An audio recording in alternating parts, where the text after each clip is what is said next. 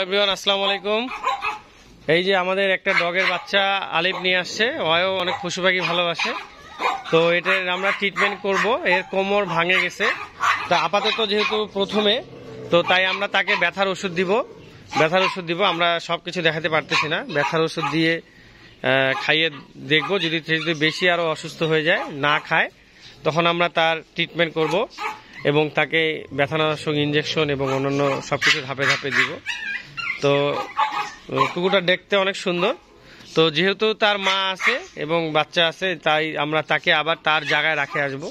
আর আমাদের এই বিদেশি ডগের খামারে তাকে রাখবো না, কারণ তার ভাইরাস টাইরাস চলে আসতে পারে বা বিভিন্ন সমস্যা হতে পারে।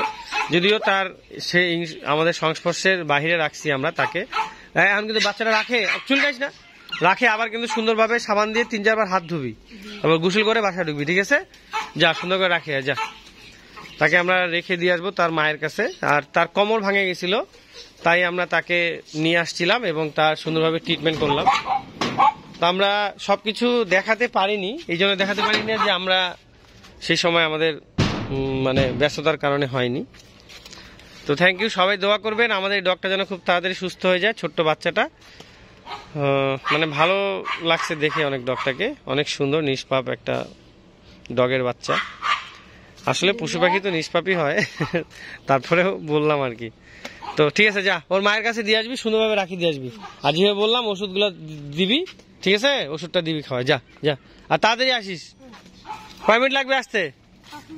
হ্যাঁ, যা তাড়াতাড়ি, যা যা।